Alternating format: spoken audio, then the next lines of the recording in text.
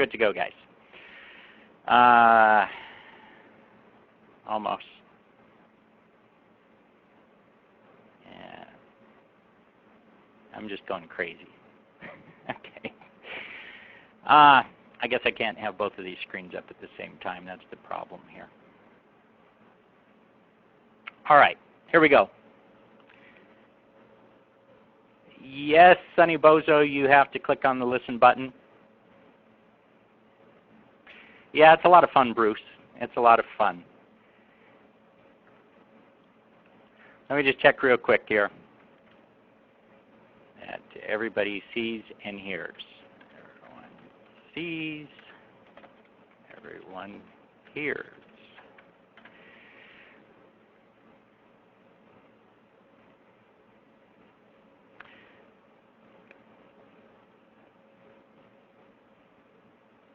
Yeah, Sonny, don't use Skype. You can, but just click the listen button and adjust your speakers. Everything should work great that way. I think that was the problem the other night since, this is meeting software, and so it's designed for all of us to interact in conversation. However, if I open this up for conversation, then we'll have people in the background doing their dishes and yelling at their kids. So we're not going to do that. So you guys don't need to be able to communicate other than through the chat. You just need to be able to listen. And if you click on the Information tab on your screen and click the Listen button, you should hear me and my golden voice through your speakers. All right, so we're 5 minutes after the hours, guys. After the hour, like I was saying, technical issues, they're always a lot of fun. I apologize for that. But the really good news is that I can't leave a good thing alone, so I've not left this presentation alone. What originally started out here, just to give you a little bit of background as we get into what we're going to cover tonight, originally what this all started out with, the concept for the webinar tonight, is this was going to be a chapter, one of 12, 13, 14 chapters from a book that I'm working on. And so and then I thought, well, this would be a good webinar topic. It's been a while since I've done one of these. That would be fun. And I can just see what people think of the content as we go. And now I'm really looking at this saying, this is a full-blown product. So you're really going to get what I think is, I hope a $100 product delivered to you tonight with the disclaimer here that it's not completely done. I don't have everything put together that I want to deliver to you, but you're going to get the concept. We do have a membership set up. I need to get all of you guys imported. At the moment, it really would just seem kind of disjointed and probably not do you any favors for me to deliver that to you. But once we get this webinar done, once we get that online, we have some other supporting materials to provide you. So really, for the most part, you should be able to do everything that I'm going to teach you here tonight. It should all be self-contained. This isn't a sales pitch for anything else. And so there's my, my little pitch here to get started. So what I'm tentatively calling this is High Response Traffic Volume 2. Of course, I released High Response Traffic Volume 1 darn near a year ago. That's hard to believe that much time has passed, but that's where we are. And so let's go ahead and get started. I'm going to call this Front-End Snatch, Back-End Cache. All right? So what you're talking about, X, what we're going to talk about tonight is how to get paid to build targeted lists and leverage other people's assets to make more money faster. If you've been around, you know what it is that I'm teaching, my products, all that sort of thing, then you'll recognize that really the theme here is nothing different. This is what I do. This is, what I'm about. And so the way that I see the world and what I'm trying to convey to you and to help you see as well is really how to do this, because I want to do as little work as I can do and gain as much benefit out of that, with the recognition that there are a lot of people in the world who need what it is that I have to offer, who need what it is that you have to offer in the whole mix of online marketing. Okay, so this is the basic concept here, and we can't forget the hype. Okay, so I've got to get you guys all fired up, and we're going to kind of go David Letterman style here, and these are the top 5 headlines that we could use for this webinar tonight. So number 1 is discover the super sneaky secret to building a highly targeted list of spend freaks who want to give you money, money, more money. All right, so that's just number 5. Number 4, how to turn an hour of writing into a list of thousands. It's pretty good. Number 3, forget double opt-in. Who else wants to build a list of people who pay you to email them? Number 2, they pay them $7. They pay you $25. And number 1, how to exploit affiliate marketing like an insane clown whacked out on crack. Okay, so that's number 1. So do I have you guys with me? If I do, could I get a little feedback in the chat box? I just want to know that you guys are still here with me and that I didn't leave you back in Hoboken. Okay, good. Looks good. Thanks, guys. All right, excellent. Good feedback. So, next up here, tell me more. Let's start with the problem. The problem here is, and we will dissect this a little bit more, and we will cover some of the building blocks that I think are essential to all of us as internet marketers and affiliate marketers, understanding where it is that we stand, where we are. And so the very first thing to me that is the problem is that income as an affiliate is limited when only selling front-end products. Most of us as affiliates are only selling front-end products, and I will explain more on that point in a few moments here. But developing a back-end, you know, if we happen to also cross over into the territory of being merchants, and many of us are both affiliates and merchants selling our own products, but developing that back end takes time, money, and effort. I mean, really, that's where all the money's made, but it takes a lot of time. So I can develop, and this is really what we're going to talk about, I can develop a $7 front-end product in an hour, but if I'm going to develop a back-end product that is of the level of quality that I want to deliver, I'm probably going to spend at least a month of effort putting that all together. And when I say a month of effort, I'm not talking a little bit here and there. For me, it's really an intensive month of effort and writing and everything that goes into that. So I want to know, and you do too, I suspect, how can I reach the end goal of making more money faster starting with little or nothing? That's the question that we are going to answer tonight. So there are 2 sides to everything, and that means that there are 2 sides to marketing. The first side is the front end. We also call, well, the other side then is the back end. So we've got the front end and we've got the back end. We've all heard this. The front end, and not many people look at it this way, is all about generating traffic. Okay, front end products exist for the purpose of generating traffic. One of the very best ways to generate traffic on the front end is to use affiliates. So us affiliates, we go out there, we promote a $7 product for a 100% commission, or we go out there and we promote a $67 product for even a 75% commission. That's what we get paid, and quite often that's it. Maybe we'll get something on the back end, which is always less, and then after that, that's it. It's a very rare affiliate program that will continue to pay us anything beyond that.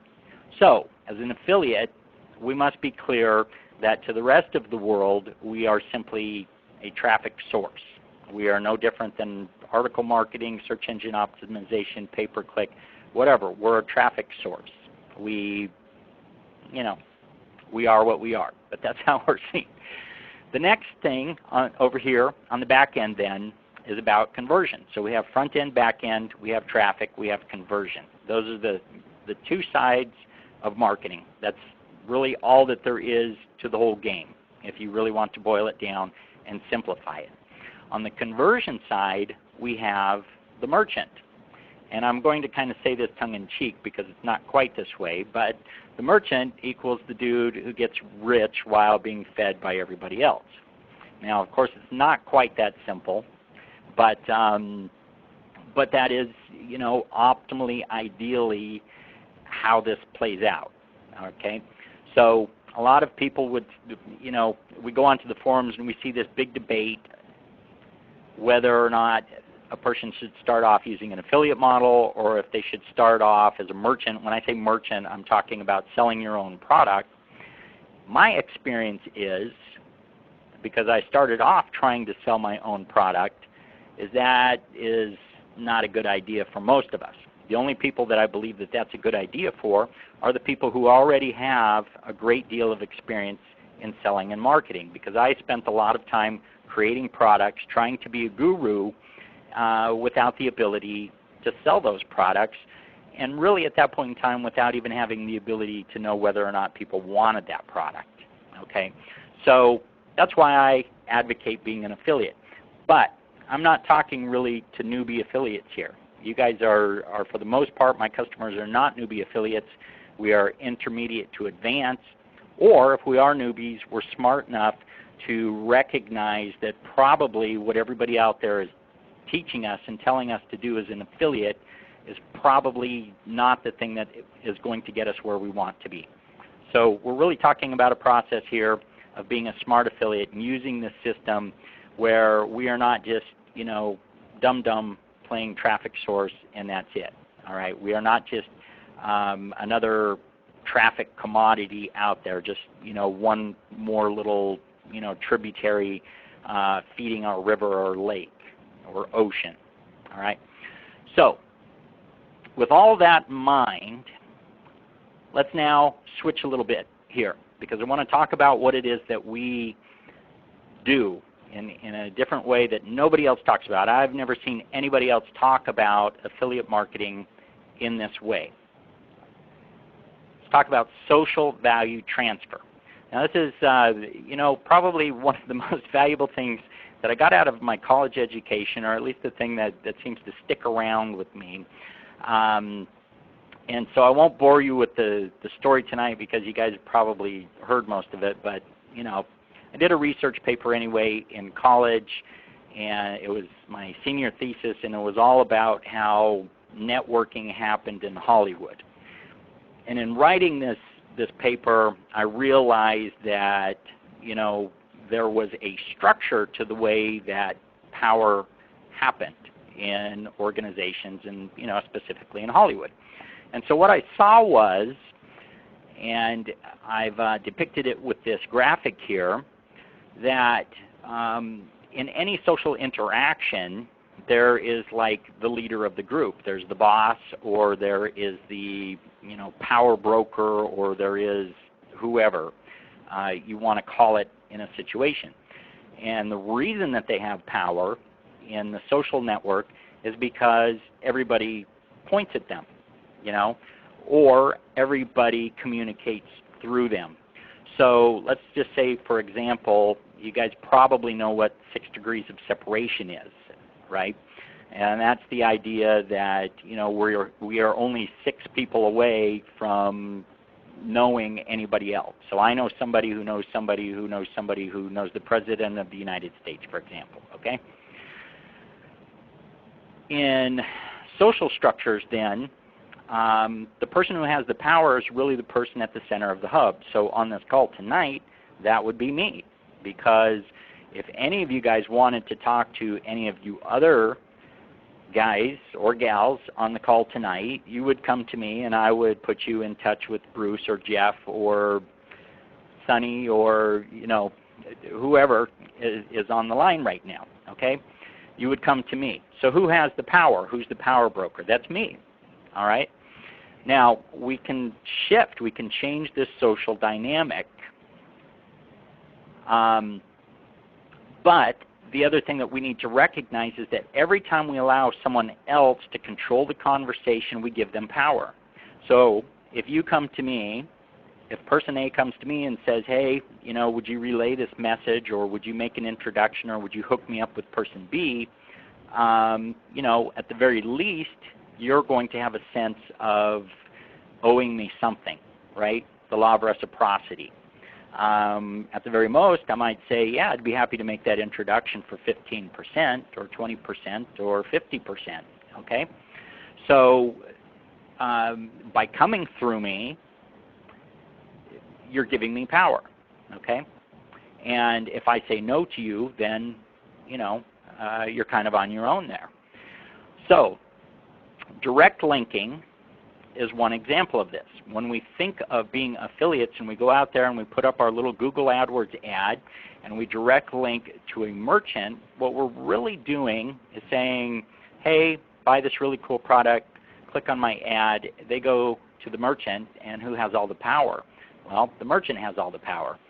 Sure, it wasn't very much work for you. It was easy, and sometimes it's nice to make a quick, easy buck, but you've given all of your power to somebody else, and pretty much you don't exist, right? So I discovered, 8, 9, 10 years ago, probably 8 or 9 years ago, that wasn't really a great way of doing business, that I was really losing a lot of money and leaving myself very vulnerable to the system. So I went back to what it was that I learned in college, and I decided the way that I was going to set this up was I was going to make a power grab. So no longer does my little Google AdWords ad point to this merchant here, it now points to me. And I started list building, and then people would get on my list, and I would send them on to that merchant anyway. And then of course that merchant has some power, right? So when we take control of the conversation, we take and we retain at least some power. We're not giving up all of our power. We're getting people on a list. We're building an asset. These are all things that we've done. We've been doing these things. So the point here is that we want to direct traffic to our communication vehicle first, whether that communication vehicle be a WordPress blog, or it be a Facebook page, or whatever it may be, however it is that you want to intercept that traffic and communicate. All right. So the new goal, the goal that I'm introducing tonight, is what I'm going to call the power vacuum. And the power vacuum, with that, the goal is to retain more power as much as possible while also gaining more leverage in the whole process. Okay? How do you like that coming at you? All right. The big idea here is almost everything you need to make a lot of money already exists. The truth is, we really, really, really need to do very little work to leverage this. That's the truth. The truth is there's already a ton of value in the world that is untapped. We've got diamonds in our backyard, and we're walking on them, and a lot of us are saying, show me the money. It's like, it's all around you, dude. All right. So big money makers leverage other people's untapped assets: money, connections, intellectual property. Once upon a time, the richest man in the world was Adnan Khashoggi. All he did was hook up the U.S. government or the defense industry from the United States with Saudi Arabia, okay? And he took a cut, and that made him the richest man in the world. There are a lot of people out there who gain great wealth by simply recognizing money, connections, intellectual property, bringing people together, helping them to make money. Billy Mays, one of my favorite personalities, that's basically what he did. He found people's untapped, intellectual property, and he had connections with, the television networks, and of course he had skill and he had money and whatnot. But and so we see this all over the place. This happens all the time in the real world. Angel investors, whatever. We can just go right on down the list. This happens all over the place. Lots of people make lots of money, and we can do the exact same thing as affiliates. High response traffic 2 then, is a system for gaining leverage that helps you reach more people faster to make more money. Let's talk about how. All right, change brings opportunity. So the example here, and I want to stress this, I don't want to lose anybody. I know that we're affiliates, and I'm talking about something a little different. I'm also going to talk about a specific marketplace, and I want to stress that you could go into that specific marketplace and do things, but this does not only apply there. I'm also going to talk about some specific tools or platforms that have come into being here over the last year or two that are only being utilized by a very small group of people, and I see a great potential for these tools to be used everywhere. Okay? So I've got to preface what I'm about to go into by saying that. Don't be limited by thinking this only works here, because that's not the truth. All right? Here we go. So the example gives clues, and we've got a great example, and it's given us some great clues, and I'm going to point those out. What we want to do is to see the obvious, which is right there. We've all seen the obvious, but we also want to look for and recognize the not so obvious, the really cool stuff here, and how we can leverage this in a way that nobody else is present. So the example here is the WSO forum, the Warrior Special Offer. Okay? And just one second here. I've got a telemarketer trying to ring through, so you guys are probably hearing a little bleep blop in my connection. Okay. So anyway, the example is the WSO forum. And here's what it is that we're going to talk about. Number one, it's a model that provides clues. We covered that. Number two, or subpoint here, you can work this there, you can work it anywhere. The main thing here is, and this is, I think it's a really good article, because I hear people talk all the time like, I'm in this market, or I'm in this niche, or I'm doing this, or I'm doing that. And honestly, I don't think that most people really understand what a market is. Or if they do understand what a market is, maybe there's a better way to understand it to help us all be more effective at what we do. And so the way that I'm now thinking of a market, and the way that I want to share with you is, to think of a farmer's market, or to think of a market, I hate to say in a third world country, because there are markets everywhere, but for whatever reason, that's what I picture when I picture this in my head. I picture a whole bunch of merchants, and they're all gathered in this town square, and they've got their fruits and their vegetables and their cattle, and they've got the pots and the jewelry and the clothes and whatever it is that they've made, and they're out there selling their stuff, and people know where it is that they're selling stuff, and so they go there knowing that what they want is going to be available for sale there. Okay? In the United States, we call that a shopping mall, although those are pretty much dead now, I think, or what have you. Okay? So basically a market is just a place where sellers go and buyers too. And I think that when we think about things in this way, there's kind of a degree of insanity for me that emerges with how a lot of people are trying to make money online, and myself included. Okay? I want to go where people are already selling stuff. I want to go where people are already gathering to buy things. Okay? No search engine optimization required, no article marketing required, no pay-per-click even required. Okay? There's already a place where people are gathering and they want stuff. That's why they're there. So the WSO forum is a very easy, obvious place to find this. More and more, I think that these markets are going to be emerging, okay? And they may emerge in other various different ways. At a different extreme that we're not going to touch, we've got things like Fiverr. We have Craigslist. You know, we have a lot of different venues out there which may or may not apply to what it is that we are trying to accomplish, but these markets are every day popping up and appearing for whatever it is that you want. And I believe that this is a trend that is going to continue. So we want to look at the WSO forum and say, you know what, this is probably a model that is ahead of its time, and we are going to see more and more of this. And if I am selling something in a market, I need to be looking for this. I need to find where this is going on. I need to find the place where sellers and buyers are. Okay? Amazon, that's another great example. So we could just keep going right on down the list. 3, the WSO forum, because of it, has evolved a powerful game-changing system that nobody is exploiting, at least not yet.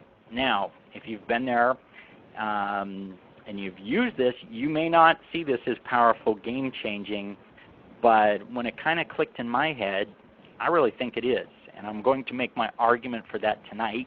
And these game-changing systems are what I'm going to call W Plus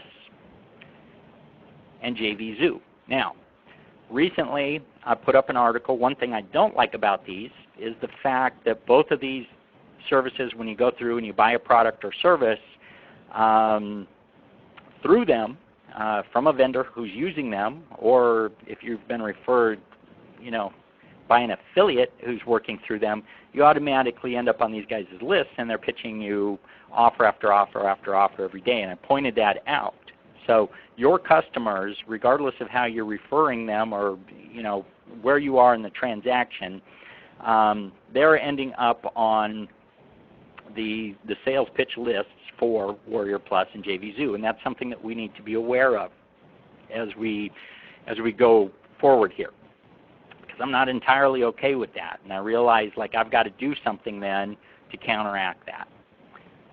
All right, so let's kind of put that shelf on the second here, and let's talk about the standard model from the seller's point of view. All right, so I create a product, or Mr. Merchant out there, you know, creates his product, and he puts it up. So what typically is going to happen is that there's a front-end offer, and good offers attract affiliates, and affiliates, you know, traffic from affiliates builds lists.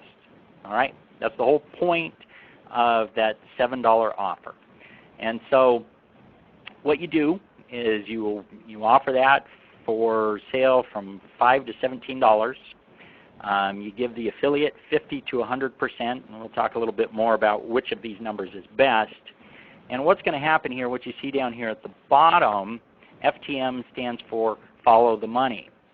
So this side, the left hand of the ledger, is the affiliate, and the right hand of the ledger is the merchant. So typically what would happen is the affiliate's going to make $7 and the merchant makes nothing. So, you know, up to this point, as the affiliate, that's a pretty good deal. But there's more.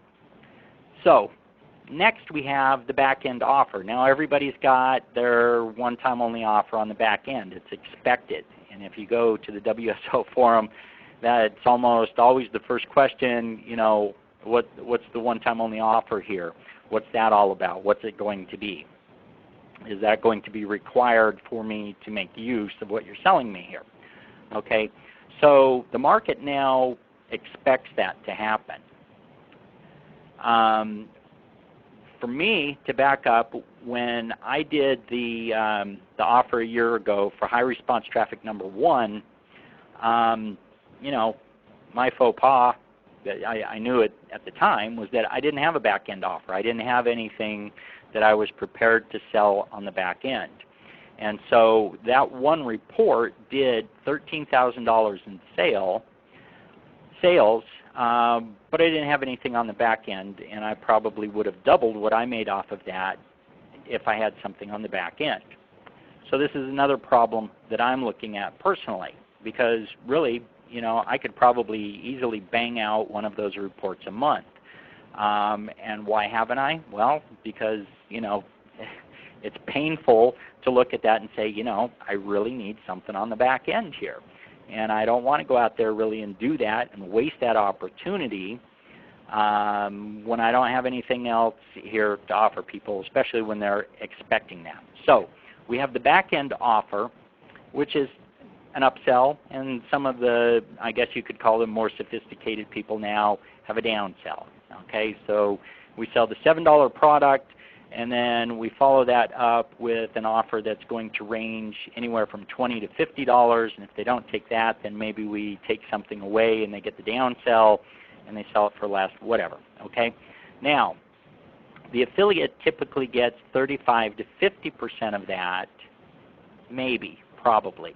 Okay, so let's follow the money. Now we're looking at this and we're saying, if it was $30, you know, whatever was purchased was $30, and we get a 50-50 split, then that's $15 to the affiliate and $15 to the merchant. Okay, the total here then is $22 to the affiliate, $15 to the merchant. When you consider all of the pain in the ass that the merchant has to deal with and the fact that the affiliate doesn't have to deal with any of that, well, this seems like a pretty good deal. I mean, what's the problem here?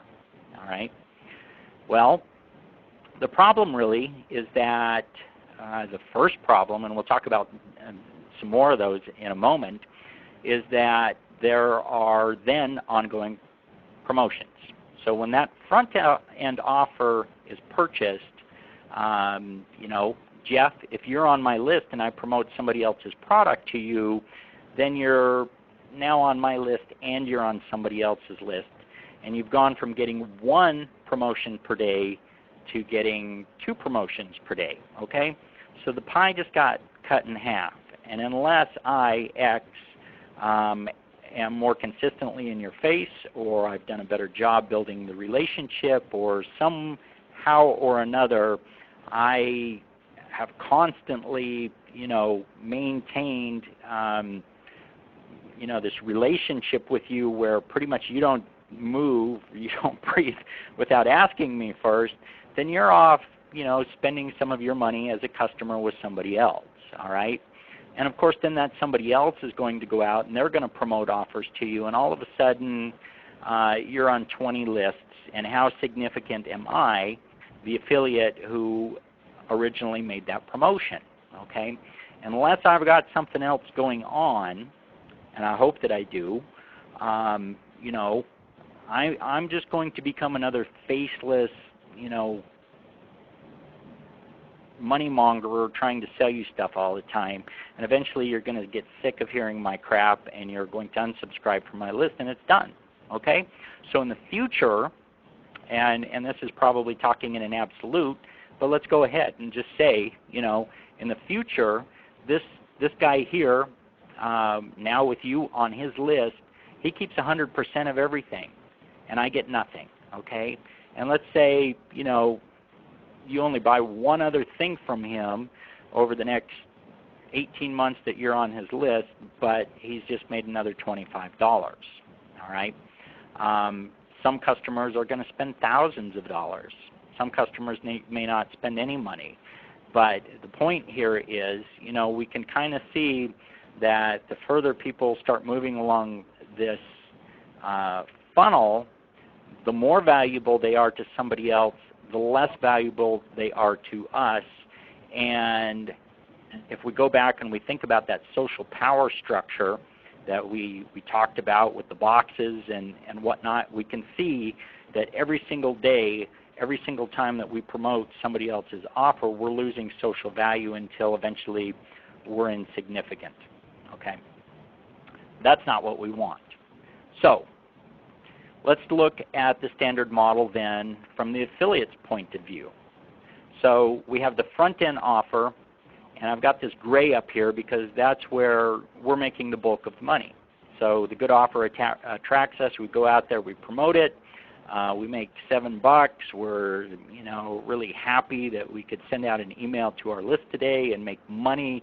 Wow, this really, you know, this really works. Or, you know, if we're using pay-per-click or however it is that we are getting the traffic there, and it doesn't matter where there is, whether it's the Warrior Forum or, you know, whatever it is, we get our commission, and that's basically it. So in this case, the merchant loses the battle to win the war. That's what this is all about with front-end offers. All right, so the back-end offer then, the merchant having acquired low-risk value because it cost them nothing at all.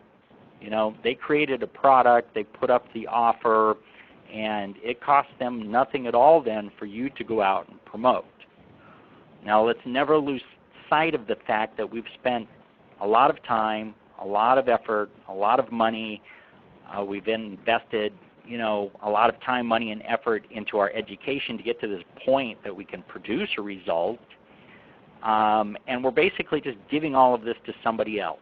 Here, take it. Okay, give me my $7. Yeah, I'm happy. That's it. You know, it's kind of crazy. It's always seemed crazy to me. So the affiliate might also cash in on this back-end offer, but often we don't. Often we don't get any part of what's going on there. I mean, when was the last time that any of us promoted a ClickBank offer and suddenly, you know, when that $67 product turned into the $500 or $1,000 home study course, you know, where's my $500 check for the sales there? It doesn't happen that way. And then we've got ongoing promotions. And so as I pointed out there, you know, soon that pie that was once 100% yours gets quartered. Now, of course, you know, people are on other lists and all this sort of stuff, but this is happening. This is happening, okay? Once upon a time, when somebody first comes to you, you've got 100% of their attention, and then we start slicing it up and handing it off all over the place. Okay. So, affiliate power transfer. What happens here is, when we look out at the market and we've got all of these people talking about the syndicate, those bastards, you know, those greedy bastards out there.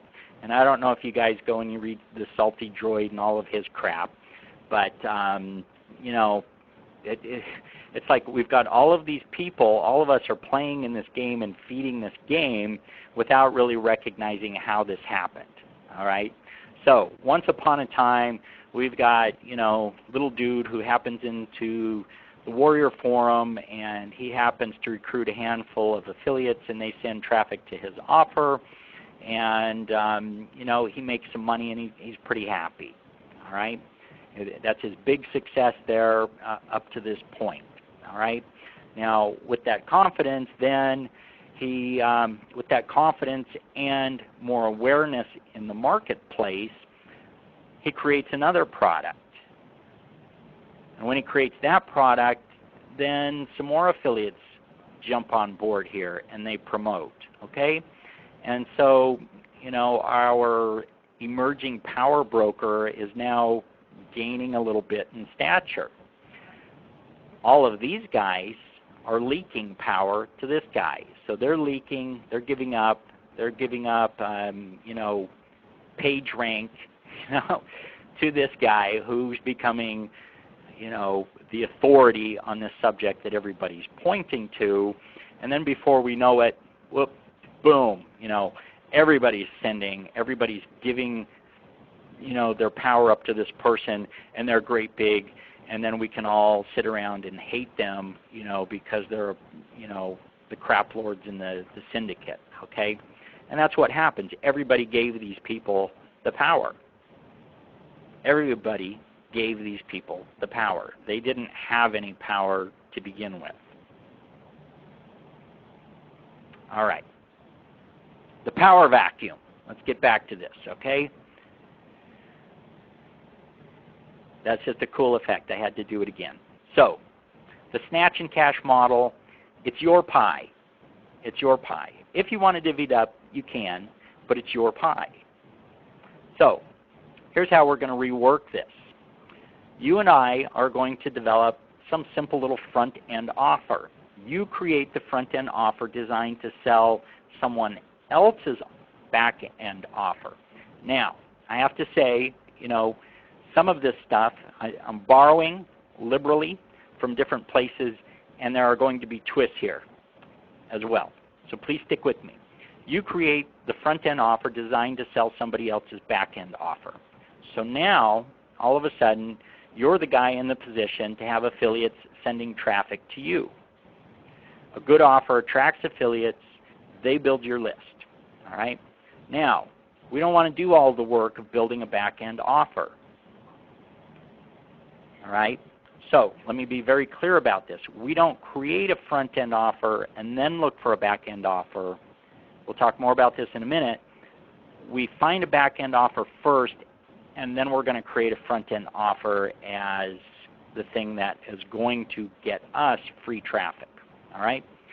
So you put your front-end offer out there. Somebody goes to the Warrior Special Offer Forum as an example. They buy it. They get on your list. You then make the back-end offer to them, but the back-end offer is somebody else's product. Now, we've kind of seen this model, you know, the whole thank you page deal where we go and we download stuff, and then we've got, you know, a bunch of stuff below the fold. That's not what I'm talking about at all here. The key here is that you're going to present this offer to other people as though it's your offer. You're not going to say, hey, thanks for buying my thing, and Mike Phil Sames got this more expensive, more cool thing. I'm going to send you over to him now and buy it. That's not how we're going to present it. We're going to present whatever it is that we have on the back end as if it is our offer. Okay? So everything is going to be contained on our site up to the point that they click the Buy Now button and they go into the shopping cart and buy. They're never going to see anything else. We're not going to send them back to the Warrior Forum to, you know, read about somebody's offer. We're not doing the standard affiliate thing here. We're basically taking people aside. So we're taking them from the Warrior Forum. They then come to our website. We say, hey, welcome to my place. Let me show you the beautiful view. Do you like it? If you like it, go here, buy this. And then after that, then we've got some other work that we'll need to do, but it's not that difficult, okay? So you present other people's property as your back-end offer. The visitor stays in your system only seeing the order page for whoever it is that you're promoting on the back end. And this is very important, we're going to offer a bonus to retain the customer. And this is really the key to the whole thing. All right? And then we're going to have the ongoing promotions, and that's all us. We're not giving that off to somebody else. We're going to retain the customer, and we are going to establish a power frame. Okay? So even though we're going to promote somebody else and we're going to give them some power, it's going to be a temporary give. We're going to take it back. All right. So this is the system. This is basically the map here.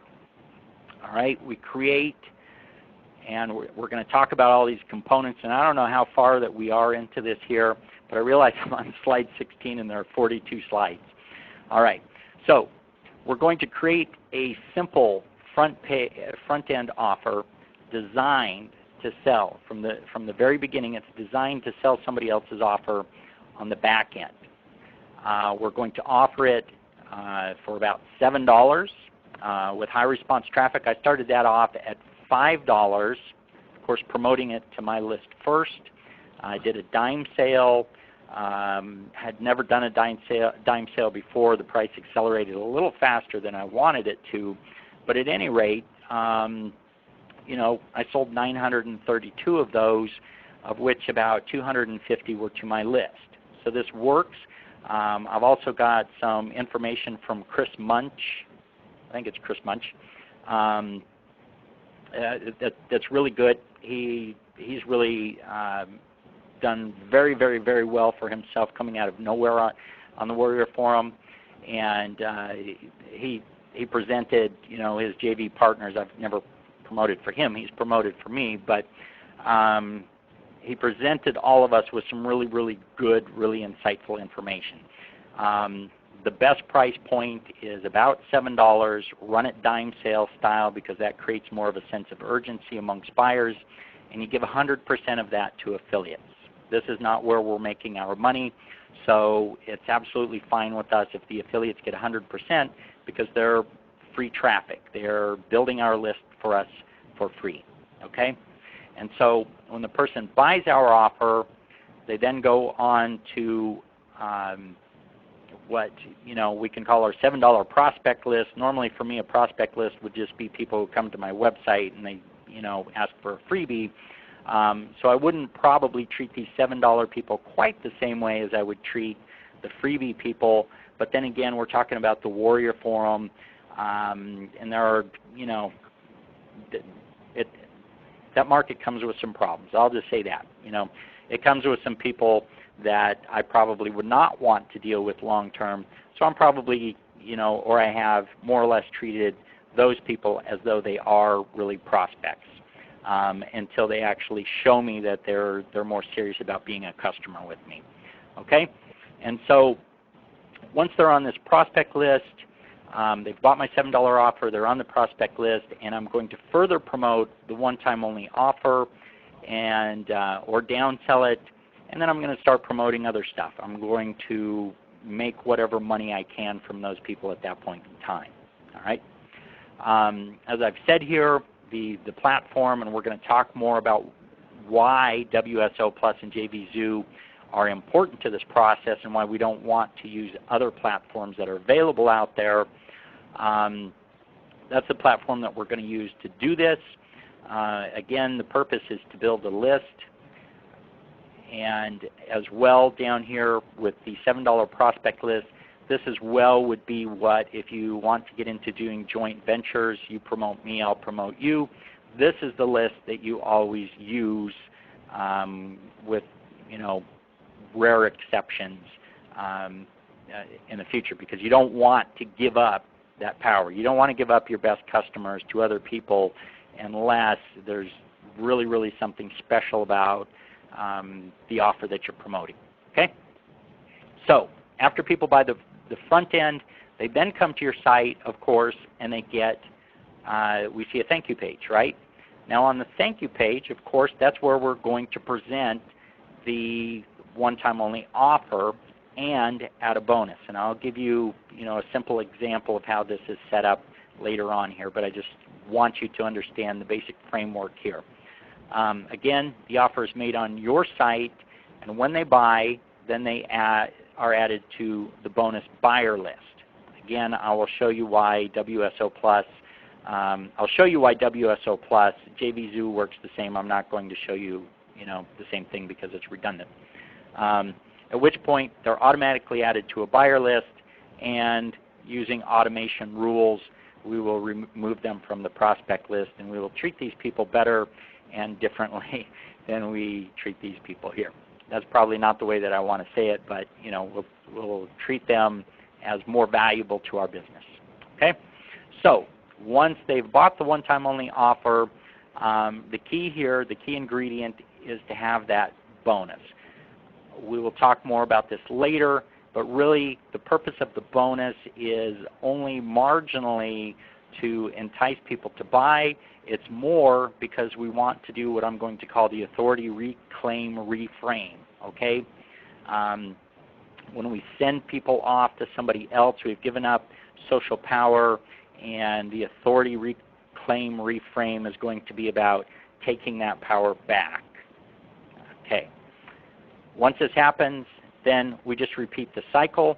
When people log in to claim their bonus, we are either going to, introduce another $7 front end, or the bonus itself is going to lead into another back end, and we just want to really maintain doing a loop here. Get people into a loop here where they just keep going around and around here, or they may pop back over here and go through this as many times as we want to run them through. So I'm going to take a drink of water. If anybody has a question, please feel free to type that in the chat. I will be right back here in just 1 second.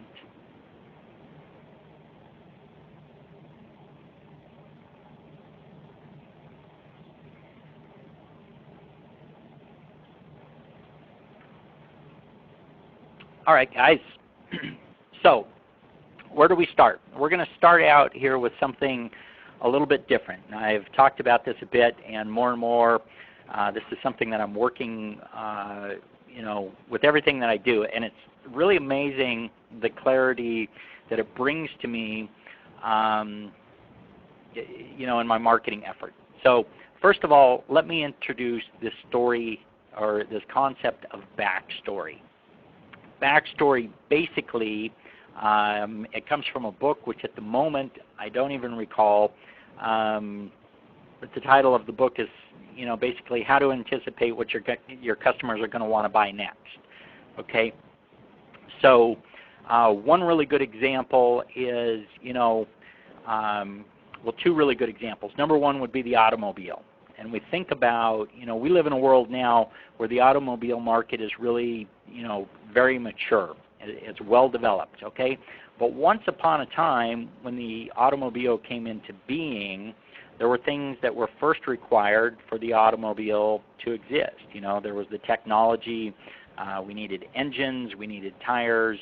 We needed, we needed fuel. We needed gasoline. We needed roads for the automobile to be driven on.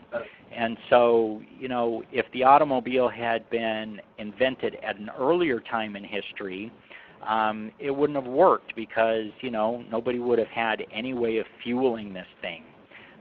There wouldn't have been adequate, roads to drive it on, et cetera, et cetera.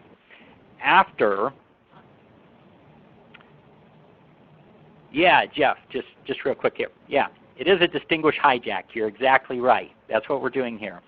And so after, the automobile came out then all of a sudden, well, we needed auto mechanics. We needed auto parts stores. We needed automobile insurance. We needed all of these things that then blossomed out of the automobile. So every product or service has basically a timeline, and on that timeline there are things that have to happen before that product or service is viable, and there are things that have to happen after that product or service, or couldn't happen until after that product or service came into being. Another example is the Kindle. So Sony actually, I understand, in the early 2000s or maybe even the 1990s, invented an inkless e-reader that was, I've heard because I've never seen, even superior to what the Kindle was when it first came out. And so Sony had this amazing product that was out there, but it bombed. Nobody ever got it. Nobody bought it. Why? Because there was no distribution channel in place. People could get the reader, but there was no way to get books to put on the reader. There wasn't a marketplace that existed for that. Along comes Amazon. Amazon creates the market for that.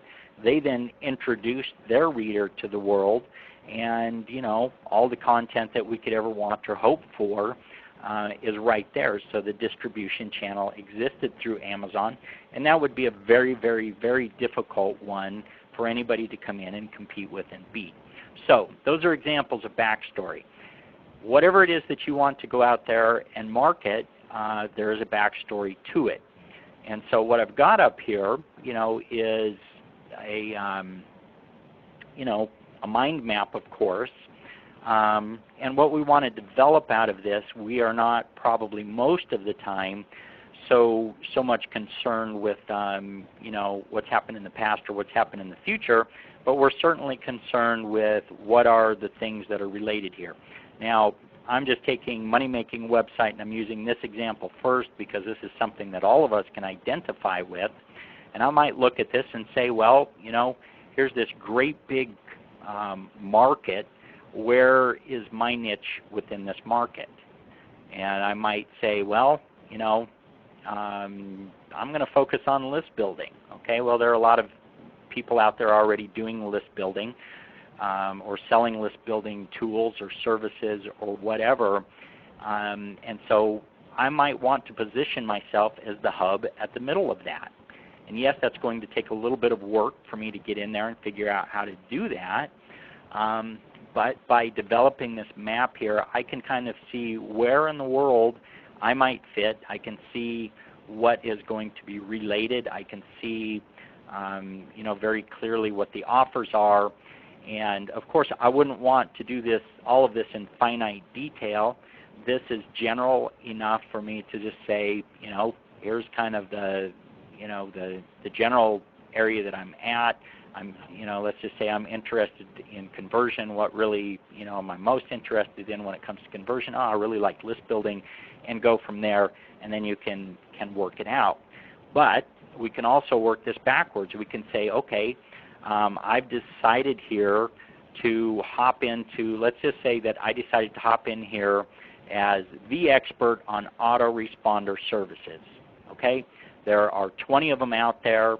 Some of them are better than others. Some of them are better for some people than others. And it's all going to depend on what you want. And I'm the guy who's going to direct you to the best service. All right? Well, okay, great. Where do I go from there? What am I going to promote once I've done all that I can promoting, autoresponder services? Well, then I'm probably going to work the backstory here. Okay, where does the autoresponder service fall? Well, that's a part of list building. So then I might be looking for products out there that are on list building. Okay, so you've got your AWeber account. You want to be more successful at list building. Okay, now you've got your list and you're successful with list building. Now what? Well, you want more of those suckers to buy stuff. So, let's go to conversion here. So hopefully you see kind of how this concept of backstory works and how it could really help you go into any market, find your niche, and then from there, go out in a variety of different directions that may not always be so obvious. I know that I've sold things before where honestly it was like, I'm selling this, people are buying it, I know where to get traffic, but I really, honestly, I don't know why they're buying this.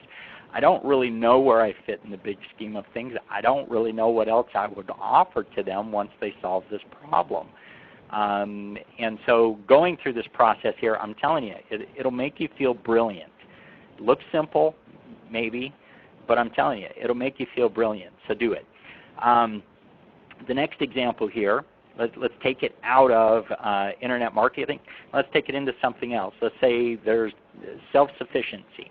Okay, and again, this is just very, very quick. I haven't even gotten to the point here of identifying any products or whatever on the market.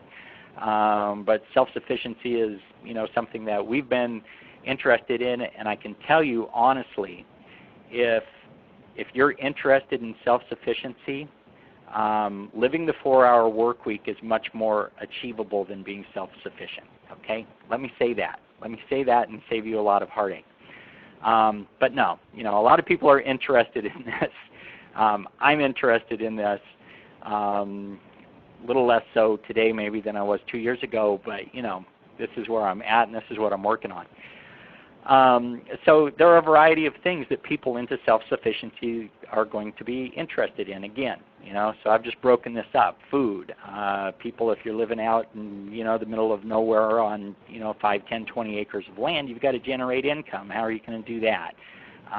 Animals. You've got to learn how to take care of a wide variety of animals. You've got to get the land. You've got to have this this domain. Heating and cooling is something that we've found that we have a great deal of influence over, and so that's become an important thing for us. And so anyway, this is how I would approach and I would build out this market, okay? And if I was going to market, in this market, I could be the general self-sufficiency guy, but there are a lot of people out there doing that. So really, where would I want to target my niche and how would I work, the back and the forward here. So start with the backstory. And this then will give you very clear direction about what it is that you're going to do next. It will give you very clear direction, about what you're going to sell on the back end, which will then lead you to really an infinite number of front-end products that you could develop along those lines. All right, so the front end. Let me give you a snapshot here. We've already covered some of this stuff. Number one, we want to have a logical progression. We find the logical progression by building out the backstory. We want that logical progression, of course, to lead into a back end. We don't really care so much about what happens on the front end, except that we are going to get a person on a list and that it's not going to cost us much of anything, if anything at all. So this is a list builder. We're going to build something that looks like a $7 report that we're going to sell as a dime sale, and we're going to give people 100%. All right? And it doesn't matter what market it is that we're looking at out there. This $7 front-end product could be an audio, it could be a video, it could be access to a membership site, it could be anything. Okay? So let's also not get hung up on the idea of report. I'm going to say report because that is primarily what my model is, but I'll probably experiment with other things in time. Okay, so the bait. The front end is about catching people. We need bait. So I'm going to give you some very, very, very simple things to work with here because I really want you to walk away and go, yeah, this really is much more simple than I ever imagined it could be. If you want to sell back-end software, then simply write up a report, tell people how to do something manually, and then sell the tool that makes it faster and easier. This is something, I'll just use this example because I think a lot of us probably saw it when Joel Peterson grabbed hold of keyword Rockstar. His approach to selling it was to do a webinar and basically teach people how to go out onto the content network and get really cheap traffic, okay? And it was like, here's step A, B, C, and D. And, part of that, if you're not familiar, is that you create a graphic-based ad. So you're not using a text-based ad, you're using a graphic ad. But of course, to create a graphic ad in 12 different sizes, for specific to one keyword phrase is a lot of work. So this software, keyword software, you just type in your ad and you push a button and it outputs hundreds of images for you that are all ready to go. Okay, huge time saver. So that's a prime example, a great example of telling how to do something manually and then selling the tool on the back end to make it faster and easier. If you wanted to sell an autoresponder service, you could just go out and tell people, hey, put this link up on, put a link up on your website. Here's how to do it, and just have people email you and ask for your free report. You can do that, but you're going to have your email address on thousands of spam lists, and you're going to have to spend an hour or two a day individually writing people back, and it's going to be a lot of work. But there's this thing over here called an autoresponder service at Aweber that will do all this for you automatically, and it only costs $20 a month. Okay, so you get the point there. There's tons of software out there. It doesn't matter what it is. Look at the software that is available out there on the market. Productivity software, internet marketing software, whatever. And write up a little front-end thing about how to make use of it. Okay, I don't have time to go off down there, but you get the point. Or if you want to sell back-end information, take this perspective. Take the I like it, I love it, I want some more of it. Okay? So take the sales page. What we're going to do here, this is one of the best ideas I gleaned in the past year. I don't remember where I got it, but essentially all you do is you take a sales page bullet point. So you go to somebody's big long sales letter and they've got 30 bullet points about why their product is so great, okay, and you want to sell this product on the back end. All you do is you go and you take one bullet point, only one bullet point, out of that sales letter and you turn that into a product. Okay? Simple as that. You take this one promise that sounds like a wonderful selling point and you turn that into a product. How do you do that? We'll talk about that in just a second. All right. I do want to stress here, and I've got to say, don't plagiarize and don't use obviously unique ideas. So if you were going to go out there and you were going to sell the AdWords Black Book, pick something that's talked about in the book for your report as an example that might be information that I couldn't say, hey, I'm the only person in the world who's ever taught that. So you wouldn't want to write your report on, how to bitch slap somebody on Google AdWords because, that probably would annoy me. It'd probably annoy most people if you did that. But if you took something about, how to set up a squeeze page or whatever as an affiliate, then that would be totally cool, okay? Just be careful with that. Again, so let's talk about this a little bit more. The bait, what does it look like? We're talking about a 10 to 20 page report. I started doing, this is probably about 6 weeks ago now, and I wish I could say that I've written many more reports than I have, but I started giving myself 72 minutes. I don't know why 72 minutes, but I just like that number, 72 minutes. And I sit down. First of all, I've got a list of report ideas. So you would develop that out of your backstory.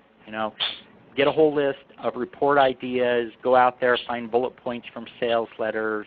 Find software. Think of cool ideas that you might use for the software.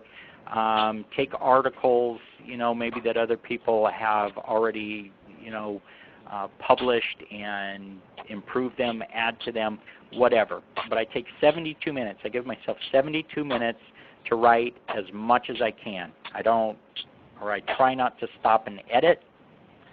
And I just write as much as I can in that period of time. I will come back later. At the end of that 72 minutes, I have breakfast. I'll come back after breakfast, and then I'll probably spend 2 hours after that. Yes, more time, but then I'll go back through and I'll fill in any missing details. I'll add some images. I'll edit it, and then it should be done. It needs to be done, because if you're like me, I just keep working on that stuff. I don't know if you guys heard that in the background. It sounds like a train or something. I don't know what that is. Hopefully you guys don't hear it. Hopefully it's just me. All right, so 10 to 20 page report, that's all that it takes here. And of course you could always outsource that. Okay, Bruce, thanks. Let me just check real quick here and see if I can mute out anybody or if I need to. I don't think that anybody ought to be getting through here. If you happen to be playing like ping pong ball or something in the background, stop, please. I don't know what that's all about. We can hear you. Thank you. Apparently the message got through. Okay, guys, so the bait, the 10 to 20 page report. Now, here's something we covered on a webinar some months ago back. When I say report, always keep in mind that you don't have to be the expert. I don't know, for some reason when I hear report, I think like I've got to know it all about this subject. And the truth of the matter is, what does it mean to report? What does a newspaper reporter do? Are they like an expert on what they're writing about? No, they're just reporting on something. They're telling you what they've learned. They've looked into a particular subject matter, and this is what they've learned, and here it is, all digested and, given to you in a beautiful package, right? That's all a report is. So don't make it more difficult than really it needs to be. Start with an outline. It helps me to have an outline. Otherwise, I find that I sit down and I just start rambling on in directions that, there's nothing worse than writing 5 pages and just being like, what the hell is this? So do start out with an outline, but all you need is main point and 3 subpoints. That's it. You don't want your report to cover anything more than that. It's a main point and 3 subpoints. And if it's any bigger than that, then it's not a report, it's a product, or it's a series of reports. All right. Next, like I said, give yourself 3 hours to write it, edit it, and format it, and of course deliver it as a PDF. There are free services out there. We're using Create PDF. with Adobe right now, which is really nice because I've got it set up like a printer, and all I have to do is push print and it sends it off to Adobe. It's an online service, and then it's all right there. Sancho and I can both access all this stuff, so that's pretty cool. It's in one central location. And then the next part of the bait that you're going to want to consider, this is critical, essential, are the bonuses. And these are going to be unadvertised. I'm not going to put any of these bonuses in the actual offer that I'm selling. I think for $7 a report, that's plenty good. Personally, I don't know about you guys, but I kind of question when somebody's selling me this, really great $7 report, and then they've got to, include, $300 worth of bonuses. I don't care about that. I just want the report. But I do think the bonuses are important. And I'll talk about that more. We're going to really get into that. But bonuses, these are just some ideas. A 10 to 20 minute video, which basically just recaps and covers what is in the report. Some people like video; they prefer it to reading. Checklists, mind maps, a Facebook group. If you wanted to get people together to discuss it, particularly, really, if your end goal is to get people into a Facebook group, that gives you an opportunity to keep communicating. A membership, same thing there, gives you an opportunity to keep communicating. And then more bonus ideas here. Give people the opportunity to make money with the report, show them how, answer questions that people might have on the product, do a webinar, 5 tips for getting more out of this, whatever. You can keep following up with these things, and I recommend that you present them as bonuses because, I've found that when the best response that I get is when I send out an email and it says free gift or bonus inside or that type of thing. People can't pass that up. And so really I have not gotten at all into the list building and the follow-up aspect of this in this presentation, but that's what I think you want to do for at least the first week and even the first 2 weeks, if at all possible, is just train these people that wow, this guy delivers the goods. Okay, this is going to be a part of the whole authority, reclaim, reframe. So you're just going to keep delivering value, delivering value, delivering value, and the key here is that it was all unadvertised. They didn't expect to get any of this from you. You just keep giving them stuff, okay? And they don't dare delete an email. They don't dare not open an email because there's always something good coming from this guy, all right? So the front end, the sales letter. A lot of people get intimidated by this. Don't. The whole key thing that I want to stress here is that this whole thing can be put together in a day. Probably the hardest part of the whole thing, to be honest, is going to be finding the back-end item, the good back-end item that you want to sell. The easy part really is going to be this front end, the sales letter. We don't need to be no Ben Savengas here, okay? This really kind of changed the concept of sales letters in my mind, this thing here from Jeff Shaw that you see up on the screen. Excuse me. This is the entire sales letter. It's an image that he put into his Warrior Form thread. It's ugly. I don't like the font, but you know what? It tells me exactly what it is. I bought it. I promoted this to my list. I sold over 100 of these. So it worked. It converted. That's all that you need here. What is it? Basically, what are the high points here? He tells us what the product is.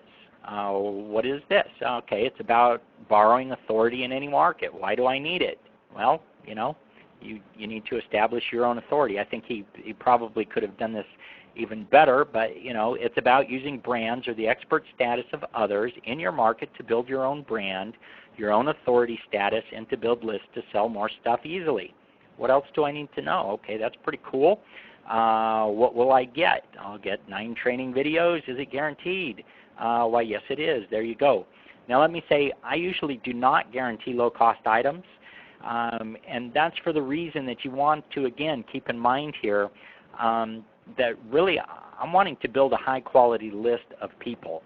When, you know, I almost know right off the bat when somebody asks me if there's a refund policy or what the refund policy is, that is somebody that I do not ever want to do business with.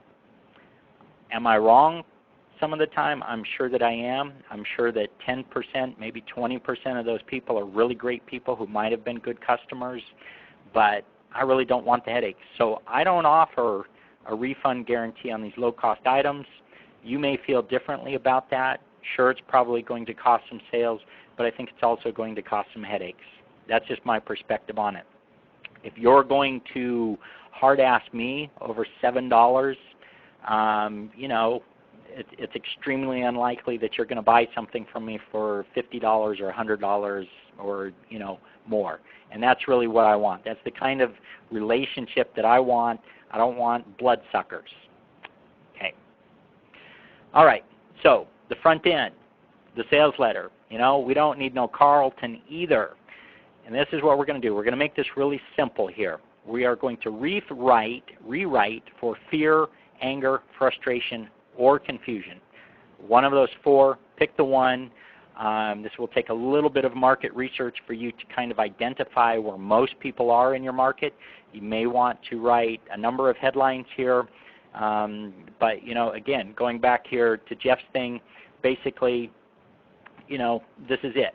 So you've got the name of your report, you know, just a very brief little summarized tagline, and then this essentially is your headline, and this is what you're delivering to them, and that's it, okay? So really, all that we're talking about here, the only work that you have to do when the sales letter is concerned is this right here. And we're going to call that your headline, and I'm going to make it so simple here that you guys are going to love me. You're going to probably all send off firstborn children to me. So I said, you want to go out there and you want to grab a bullet point. So I just went out there randomly. I just randomly picked one product off of ClickBank, and here was a bullet point. Now this is actually a product that sells pretty good. I think that the copywriting here is terrible. It's so terrible that sometimes when I see something like this, I'm like, did they do this on purpose? But here's the bullet point. How to heat your home if the grid breaks. The grid, if you don't know what that is, you know, we're hooked up to the grid when we have power lines and phone lines and all that running into our house. How to heat your home if the grid breaks down during a disaster without using unreliable generators and spend all your money on fuel. I mean, have you seen the price on gas, okay? So I don't care who you are, you can write a better headline than this, okay? Let me show you here. So demonstration. First one here for fear. It's 20 degrees outside, electric power just died, and you have no generator. Will your family freeze to death? Not if you have and use the information in this report. Okay? $7 sounds like a pretty good deal. This might be a little sensational, but you know, you get the point. Next, for anger. When the grid collapses, the rich won't freeze, but you and your family will, and they don't care. You need to know the potentially life-saving information they know, and it's all included in this report. Okay, so the whole idea there is, you know, us versus them. Let's create some, you know, an adversarial type thing. You know, what's the guy? I can't think. You know, natural cures your doctor doesn't want you to know about. You know, it's that basic idea there. That works because it's all really about creating anger. You know, these people have this, you don't. And then the next one is frustration or confusion, which are really both, you know, I call them sisters. Frustration and confusion are the same because people are either, people who are frustrated are making the same choice over and over and it's not working, and people who are confused don't know which choice to make. So one party is making the wrong choice repeatedly because they don't know what else to do, and then you've got the confused people who don't do anything because they don't know what to do. So it's the same thing, same issue. What are you going to do when the inevitable power grid collapse happens? Your family does not need to suffer, but you must know this information or you'll wish you did. Okay? So that's it. That's it. That's all that I have to write in order to sell my report. Okay? If I'm targeting the right market here, and ultimately what it is that I want to sell is a $97 survival kit. Could be, something that they would receive in the mail, or it could be information. Whatever it is, in this case, I took this bullet point here from an information product that sells for $37, I think. So my strategy here would be to take this one point out of this product. Sure, I'd buy the product, I would rewrite it, rephrase it, if I could find any more information, pictures, whatever, that might add some value to that point and make it seem original, that's what I would do. I would sell that product for $7 and then immediately on the back end make the offer for this $37 product, and that's all that it would take here with regard to the sales letter. Okay? So again, this is just a summary here. So I've got to say, guys, I don't know what the time is here, but we've already been on for an hour and a half. I'm on slide number 24. We've got 18 more slides to go. I'm going to keep going. My voice is getting a little bit raspy. I want to get through this stuff here. And I'll just say that there's a possibility that this really looks like this is a 2-webinar session. But I will keep going here. And if for some reason you have to check out, this is being recorded. We should be fine. And okay, so if you've got time, that's great. Thanks for that feedback. And if not, we will have a recording for this. And if for some reason the recording doesn't work tonight, there's Thursday night too. Okay, so this is just the recap here. Okay, I'm not going to go through this again, but this is just what we've covered here on the front end part of it. Now let's take a snapshot here at the back end. Okay, we're going to promote other people's products on the back end. We're going to offer the bonus for buying. We're going to target things. If we're selling a front end at $7, we're probably going to target a back end that's $20 to $40, and we're looking for a 50% commission or higher. But you know what? Anything here really is fair game if you ask me. I might be interested in selling a $500 Vitamix blender, and I might, use my front end to that as being, a collection of recipes that would help somebody resolve a particular health ailment. Okay, and so it would be, here are these smoothie recipes that would help you to solve this health ailment, and you can use a regular blender, but trust me, if you're really serious about this, this blender, and I'm being actually honest here when I say this, if you're going to do this, this blender makes all the difference. So, get it, here you go. So anyway, and I may not in that case hit people up with an immediate one-time only offer type thing, but I might. It all depends on what you're going to have on the back end. We're going to stick with the model here and just know that you could do other things with the model if you so chose. All right. So the tool that makes it easier, this is what we're talking about here is our pitch. Okay. So they just bought, let's just say, going back to the list building example. Okay. So I just told you, or in this report, I explain how it is that you can build a list of customers. And let's just imagine, we're talking to people in our local area who don't know anything at all about internet marketing. And I say, look, you need to get together a list. Just put this on your website, and people will start emailing you, and you just build a list and you let them know whenever you've got whatever to offer. Okay. But then on the back end, I might say, okay, that's good, but this is better. Here's the tool that makes it easier. Or we can do the whole enchilada. So with the survival example that we just did there, okay, again, that's, we covered this, how to stay warm if you lose the power, but, geez, there's a lot of stuff that could happen. Here's like the encyclopedia for $100 that will teach you anything that you need to know to handle almost any situation that could come up. Again, we want to offer that bonus for buying. And the key here, again, is that you promote this as your one-time offer plus the limited availability bonus. So the flow of this is going to be offer on your site. That's going to be your thank you page. You're then going to direct link to the shopping cart. So they're going to click the Buy Now button on your page, go right into the shopping cart, and do not send them anyplace else, okay? And to get paid, we're going to use Soda Popper because, of course, that is the whole key here and why we can do this and nobody else can. All right, so key to success. Some of this is a bit redundant, so I'm just going to skim through this. Market, we've got to find the market. We want people to pay us or pay an affiliate.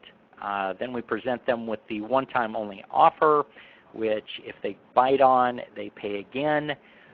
It is then delivered, and if you've bought something from the WSO forum using anybody who uses WSO Plus, you know what that looks like, and if not, I'll show you, and then you deliver the bonus, okay?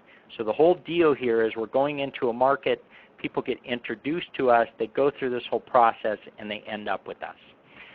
Present the back-end offer as if it's your offer, okay? Some things to consider there. Don't claim ownership. So you don't need to say, this product that I'm offering you or this service that I'm offering you is mine, but at the same time, you don't want to present it as, this is somebody else's offer and you can scooch on over to their website and get this there, or you definitely don't want to send them back to a forum where they're going to start reading pages and pages of the thread and then start hopping around and looking at other stuff. You don't want to do those things. You want to keep these people contained. So to that effect, you don't want to say you could get this anywhere. You do want to link and drop your affiliate cookie with Soda Popper. Most of you guys know how to do that, but if not, we will cover that. And like I said, you never want to send anybody to another site except to pay. All right, so we don't need to go through this because I think that we've already covered enough of these examples. But these are just a variety of examples here that would cover ways that you would want to use it. Make your offer. Don't plagiarize. Again, we want to make it clear that the user can achieve success as we've promised with our product, with our front-end product, but who can pass up a buffet? All right? This is how we want to view this. This is the frame that we want to approach this from, is that, hey, you like this one thing on your plate, but there's a whole buffet here. There's tons more here that you're going to love.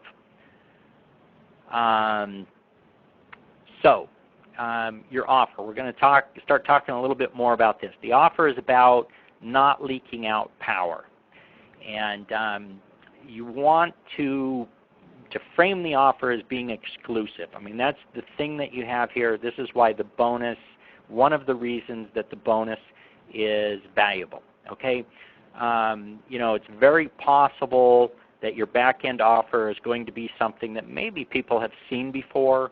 They might be aware that it's already out there on the market, but you've got their full attention right now, and you're offering a bonus. Now, you can't do anything about price on that product. You can't do anything about, anything else on that product. You have no control over it, but you do have bonus power, okay? So the right now bonus, you're going to present your one-time only offer as you must buy this right now to get this exclusive bonus that you're not going to get anyplace else. So the right now bonus creates urgency. The right now bonus creates exclusivity. And the right now bonus ensures they come back to you, which is critical. So your goal is going to be to steal the frame of power from the merchant by adding value to the really good but not quite perfect offer. and I want you to catch that. Okay. So this is what the thank you page is going to look like. So they just bought my product, wherever it might be. They've come from another marketplace. This is not the full-on. I just wanted to create something really quick here to give you an idea, and I also wanted it to fit on the screen here. The key elements here are we're going to say thank you, but first here's the perfect compliment, and I present this as my offer. So if you were to read through this really quick, basically I'm just saying you're going to love my product. You would hate me if I didn't tell you about this, though, because it's going to make your life so much easier. I don't own the rights to this, but it is normally $97. I'm going to get you hooked up with a sweet deal for $27. And wait, it gets even better. Now, what I want to kind of say here in this pitch is I can't give this to you. I would if I could, but if you spend $27 on this, I'll give you this other thing here that's worth $27 or more. Okay, so basically, I want to make it seem like, look, really, you're getting this for free. Okay, so they can either click the Order Now button, or they can click the Download Your Product here. A key with this, and we'll get this in our next little thing here. Well, let me go ahead and just highlight this. To make it unique, exclusive, and value, I add the bonus to keep them in my loop. And then we want to ensure that, number one, we're using Soda Popper here on our Order Now button. And we also want to ensure that all links open in a new window. Okay, so if they click on this Order Now, we don't want them to lose their place on our page. And as well, if they click here to download their product, I want them to go ahead and have this offer up, because I don't know about you guys, but a lot of times, I'll buy something and I don't have an experience of this person. I don't know. In that regard, one-time only offers annoy me a little bit. It's like, I don't know if what you're offering me as is any good or not. I want to see it. I want to evaluate it. And then I'll make a decision as to whether or not I'm going to buy it. And I think probably a lot of people think that way. If I were to show you my browser, you'd see I've got a number of windows open from these one-time only offers. Most of the time you can find those someplace else, but I keep them open just in case. It seems like everybody is super lazy on the one-time only offer thing anymore. People that used to at least make the effort to lock you out, like you couldn't see it anymore, but anyway. So that's what we've got there. Now, after the person orders, this is what they're going to see. If you guys haven't seen this, I'm going to guess that you probably have, but if you haven't seen it, when somebody orders through the Warrior Forum system, actually the Warrior Plus, let me specify that. A lot of people on the Warrior Special Offer Forum use Warrior Plus. Those are two distinctly separate things. Warrior Plus is a system, a platform, a service like ClickBank. And then, of course, the forum is, the marketplace where people are meeting. Well, they've got this new thing. This is new in response to JV Zoo, and this is not available on all offers, but I suspect everybody is going to be going to this, where they give affiliates the option to offer a bonus. Okay, so let's say that my one-time only offer was for this product. George Kasudis's WP Empire Builder, and so the person that I promoted it to just bought it, and they're going to click this button here, click here to access your purchase, to go to George's site for the download. But then they're also going to come back here and they're going to click on this link to access my affiliate bonus, which then brings them back to my site and gets them back in my loop. Okay, so that's how delivery is going to happen. Very simple. So we don't have to go through clunkiness with people emailing us, telling us that they bought something and didn't get their bonus, or us needing to confirm that they actually bought, or any of that nonsense. Okay, so this would be on my back-end item using the WOSO Plus system. Now this is assuming that I'm selling something using WSO Plus. I want to use this, I definitely want to use this on the front end, my little $7 report. It is not required that you use this on the back end. You know, you can figure out other ways to develop the affiliate, to deliver the affiliate bonus. I've got ClickBank Bonus Automator, which if you guys don't have that, I will include that as a part of this package. But if you wanted to sell something through ClickBank and automate this whole process, you can use ClickBank Bonus Automator to do that. You don't, trust me, want to be involved here with delivering bonuses and all that verification stuff. Okay, so after people click this link, the next thing that they're going to see is they're going to come to my site. Now, the particular approach that I'm going to use, and you have a variety of variables, the approach that I'm going to use is I'm going to create a membership. And so they're going to fill in you know, their details. And the reason that I like to use this is because when they submit their registration, I can tell Wishlist Member, that's the membership plugin that I'm using, I can tell Wishlist Member that I want that person automatically added to a specific list. That list does not need to be double opt-in. It could be double opt-in, and you know, very easily the best way that you can get those people to confirm their opt-in is to say that they must click this link in order to get their bonus. So you know, you're going to get a very, very high rate of people doing that. The important thing here with the bonus is I would never want them to click this link and then come to a download page and just get that bonus, you know, completely open stream. I think that you need to realize that with a bonus, there's a different level of tolerance from people regarding the hoops that they will jump through in order to get that bonus. And so I'm going to make them jump through those hoops. If I didn't have this, then I would put up a squeeze page form, you know, and just work on the wording, you know, just register for your free membership. I mean, even present it as though they're getting a membership here. Okay, but I think that this is very important in accessing the bonus and keeping them in the loop. You've got to make them jump through this hoop. Okay, so let's talk about Soda Popper here. The way that Soda Popper is going to work. And if you guys don't have Soda Popper, if you don't know what Soda Popper is, this is a WordPress plugin. You can install it one time on one WordPress installation and use it to direct links wherever you like to. You can you know, install it as many times as you like on as many different WordPress installations as you like, whatever. But it is a WordPress plugin that creates a special type of redirect. And so what we're going to do here, we're going to install this plugin. And by the way, I'm going to provide you guys with a diet version of Soda Popper if you don't already have it. That will be available in the members area, and it will be a little bit different. Basically, the only difference here is that the pop mode here will be limited, and you'll only be able to cloak one link, but most of the time that's all you're going to need anyway.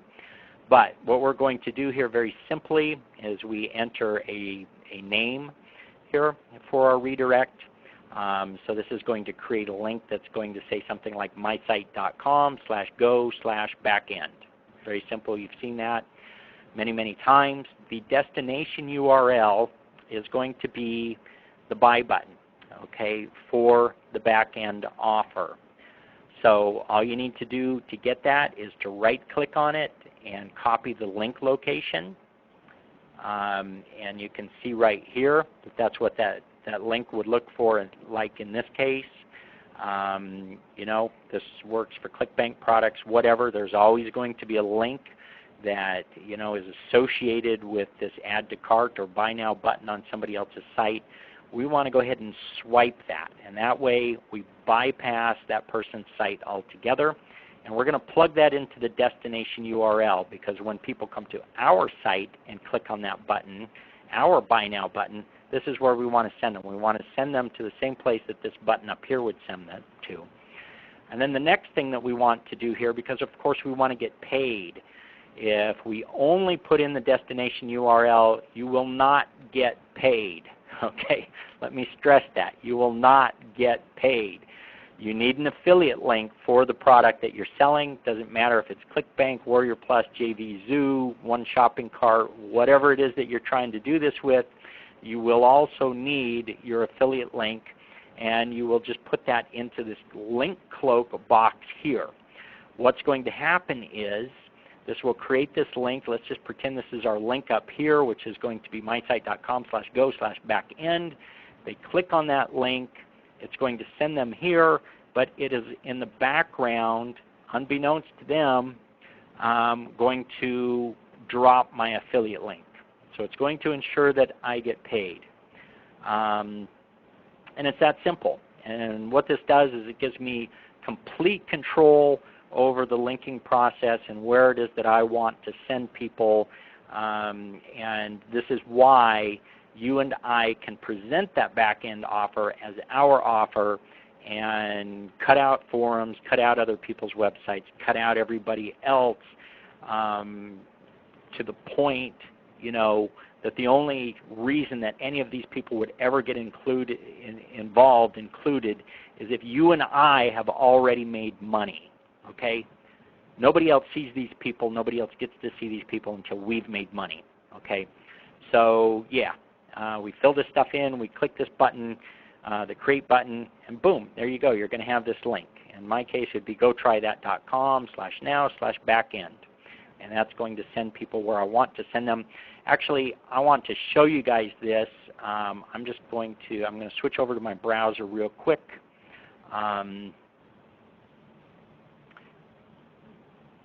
Give me a chance to breathe here for a second too. All right. So go try that.com/go/backend. Okay, now watch what happens. This would be the link that they would click on my site. When they click that link, hopefully I set this up. Exactly. I've got something wrong here, obviously. Now, that's what it should be.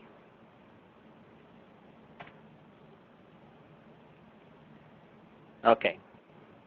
You can remove this little status bar if you like. The status bar is basically just, the art of deception. I want them to look at that and not look at anything that's loading, which they'll see down here. And so you can see right here, we've gone right directly to PayPal. The price on this is $23.80, and they simply would then put in their PayPal password, click login, and there you go. So they're never going to see this person that is actually doing the selling to them. They're going to be under the impression that you and I are doing the selling to them. Okay? So next up here, I just want to show, and I think we're going to run through a little bit of this a little bit quicker here.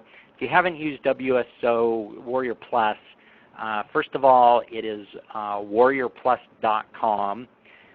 To be an affiliate with them is $4.99 a month, which I think kind of sucks because you've got to pay them $4.99 a month, and then you've still got to apply for affiliate offers. And if nobody knows you, then people tend to reject everything. So, yeah, I want to say bad things about Mike Lance. I won't. But I think it's kind of a crock that on the one hand, they charge $4, $4 or $5 a month for you to be an affiliate within this system, but then they go about and they tell their merchants, don't approve people who you don't know. So that is going to be a little bit of an issue. Probably also is an issue over at JV Zoo. That is probably my biggest frustration in dealing with these systems. I find that roughly half of the offers that I request, that I want to promote, I get no response at all from the merchants. So you might have to bug people a little bit. Just know that. Know that even if you're as cool as me, you're going to have that problem. So it's not just you. Okay. I'm just joking, of course, guys. But But seriously, so what we're going to do here is we're going to, once we get logged in, what you would do is click on Get Links. At this point, I have already requested inclusion or requested permission to promote and have been approved. When you are approved, this is just one example from my list, but this is what it will look like. So it will list all of your approved offers. And so in this case, here's something called WP Snapper. And then when I click on Details, then what I'm going to see down here is it's going to pop open this box for me where I can enter a buyer bonus URL. So this is where I'm going to enter the link for my membership registration if I'm using a membership site, or just a URL to my squeeze page, however it is that I want to deliver my bonus. It's that simple to set up. You just click Details, enter that URL, click Add, and then anybody who buys through you will automatically see your bonus offer. And if you recall several slides back, then they just click a button and they get what they should see. Okay, so that's really cool, really simple. And once again, require valid contact details for access. All right, so this is it, guys. This is almost everything that we've covered here. This is the map. The only other thing that I'm going to talk about just briefly here, and I shouldn't have saved this for last because I'd really like this to be even more powerful than I think that it already is, but it's really, really cool, and this is kind of one of these concepts that I'm like, yeah, I don't know why I've never thought of this before. This is so critical to the whole process, and it all by itself is probably going to be, probably should be its own product. So the bonus serves four purposes, más importante. They are this, excuse my Spanish there. One, we want to increase the perceived value. You guys probably already get that. Two, we want to increase the sense of urgency. Three, we want to return the customer to us. This is where we're getting really important. And number four, it allows you to reclaim and reframe. So, the authority reclaim frame. Young grasshopper, what happens when you refer one to another? Let me say that again because I lost my place. I'm getting a little tired here, I guess. Young grasshopper, what happens when you refer one to another perceived to offer higher level of value? What happens? Okay? What happens when I say, you know what, I'm cool, but really Frank Kern is more cool? Okay? What happens is, young grasshopper, I'll tell you what happens, fool! You get AMOG'd. You give up your social power to the A team, right? Okay? So, what is AMOGing? If any of you guys have, read anything at all about the PUA, the pickup artist, movement, and it's really interesting. Okay, I'm a married guy. I'm not going to go out and pick up anybody, but I kind of, I find the approach fascinating. There's just really, really a lot to be learned from this little subculture study, particularly for us marketers. So what is AMOGing? AMOGing is pickup artist lingo for alpha male of the group. And so, if any of you guys ever put yourself through the extreme pain of going out to a club and trying to pick up girls, you know that there are always dudes around who, seem to be, they were cooler than me. I can't speak for you guys, okay? And so really what it is that they're the center of attention, all right? And they're always usually surrounded by, a bunch of other dudes and women too, and everybody laughs even when what's coming out of their mouth is not that funny. So to be AMOG'd in pickup artist lingo means having your social status crushed, taken by the alpha. The alpha generally, always, usually gets the girls and the customers, okay? And so this is really going back to what I was talking about in the beginning when we're talking about this social dynamic, how it is that when we're affiliates, really what we're doing is passing power to other people, okay?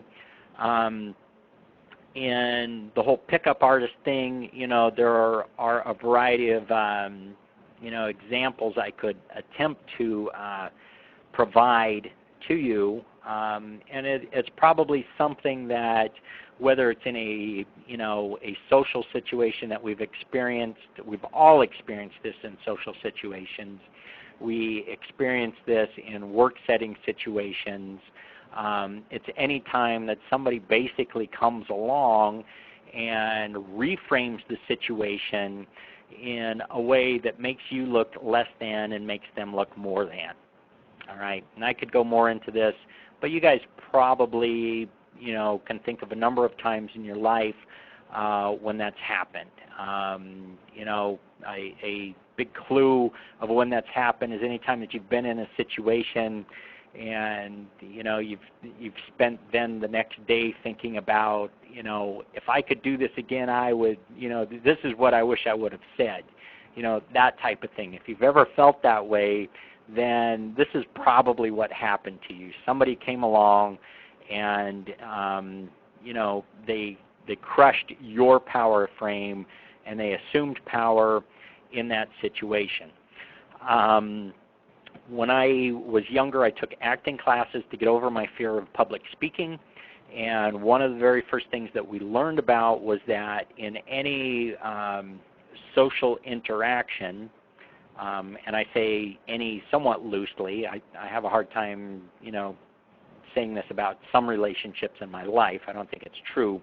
But in most relationships in our life, one person assumes a dominant role, one person assumes a submissive role. Or if we want to look at it in a different way, one person is the leader, one person is the follower. And if you begin to look at groups, you see how that happens. If we go to an internet marketing conference, and you may never want to do this again, think of the guru after he's given his big presentation on the stage and what happens immediately after that. What happens immediately after that is you've got 10, 15, 20 people circling around this person, asking them questions, okay? And in the process of doing that, they're building this person up to massive social, authority, okay? Social proof right there. This person must not be, or this person must be cool because look at this group of people gathered around them. All right. So, let's say if I went to a conference and that happened and I just spoke, and if somebody wanted to AMOG me in that situation, they might then enter that group or enter that circle and then start to challenge my authority. All right, so hang with me here. This is going someplace if you haven't already figured it out. At any rate, anytime that you refer to somebody else as the guru or the person that others should listen to, we've probably well covered that you're giving up your social power and authority to that person. And as affiliates, we've been doing this over and over and over for years without really recognizing what it is that we're actually doing to our social status in the marketplace. Okay? So, in a situation, there can be only one. And the key point here is in a situation, and this is where, I'll just be honest with you, I'm kind of walking on ground that I'm not as 100% confident as I would like to be, but let's just say, in the reality of the world, you guys are on a webinar with me, so that's cool. But if I were to go to a conference and I was on a stage and I'm talking, and then we've just got somebody that nobody knows. Somebody gets up from the audience and they come up on the stage and they start telling you like, no, dude, you're all wrong. This is really what I think and how it works. And they give you like the most basic, you just absolutely know it's wrong, okay? They've failed. Now, let's say that I'm up on that stage and let's say somebody with high, social cachet in our marketplace comes up, like Frank Kern comes up and he tries to pull the same thing. Well, even if he's talking crap out of his ass, he's still going to have enough social cachet there that he may be able to steal the frame from me, because in the global situation of internet marketing, more people recognize him as the expert than they recognize me as the expert, right? So in a different context, let's say you're a salesman and you go into somebody else's building and you're sitting down with the president of the company. Who is the alpha male in that room? Well, in that environment, it's the president of the company. It doesn't really matter who you are at that point in time. So what you've got to do is shift or adjust the situation in your favor, okay? So he's the expert on running his company, but there are a lot of companies out there, and there's only one of you, and what you know, he doesn't know, and nobody else knows, and the only place where they're going to be able to get that information is from you, okay? So that is then how we begin to pull that frame back to us, okay? So what we want to do here is create a particular situation, and this is why we want to go back to that backstory map when I said this is the place to start from, because you're going to return people to that turf. You're going to remind people of why they're here in the first place, and we're going to take our social power back, okay? So I want to stress here, if you think that this doesn't happen, isn't happening, doesn't matter, think again. All right, Oren Klaff. I don't know if you guys have heard about this guy, but I highly, highly, highly recommend this guy's book. It's called Pitch Anything. It's on this whole subject here that I'm talking about, with creating this frame and grabbing authority in a in a particular situation. Where otherwise you would probably be playing from a position of weakness. If you don't know who Oren Klaff is, he makes pitches to venture capital companies. So he'll go out there and he'll represent a company that needs money, and what he does is he goes out and basically pitches and asks people with a lot of money for their money. And so, I can imagine it's a very difficult position to be in, because there are lots of offers out there begging for money. But he's come up with a system which, the book itself I think takes some, real creative license, and I don't know that I buy everything that he's saying in the book in terms of his stories, but it is a very entertaining book, and there is really a lot of very, very useful, practical, applicable information that he offers there. So one of the things that he talks about is this situational status.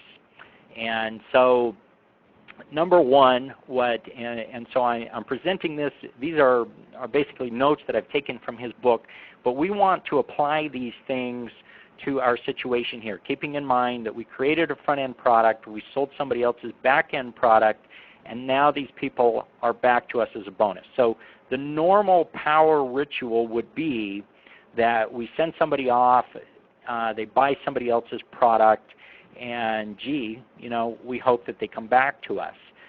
We get paid our commission, we smile, Somebody else controls the money. Somebody else is in control of everything. And we don't, I think, consciously recognize what's really going on. So a power ritual, for example, if you were to go in to see an executive in his building, what's the very first thing that you would probably have to do? Or if you've never been in that situation, think about going to see the dentist or the doctor, because they run the same basic power ritual. And most of us just think of this as, well, that's just what we do. But really, if you think about it, people who are running, the biggest authority grabs out there are all doing the same thing. So we go in, we've got to go to a desk, we talk to a secretary. Most of the time, she's doing something more important, whether it be typing up email or messaging somebody on Facebook or drinking her Frappuccino latte or whatever it might be. She kind of looks up like, who the hell are you? You're bugging me. She'll, either point to or toss a pen up on the counter or flip a, whatever, something that we've got to sign into. Okay, so that's the first thing. So what all of these things are power rituals that are designed to make you feel less than. Okay, I'm here, I'm a visitor, I've got to sign in. What happens after that? Well, then you're asked to go take a seat in some uncomfortable waiting room where you sit there kind of feeling like a doofus. If there are other people in the room, you're probably doing your best to not make eye contact and look at them.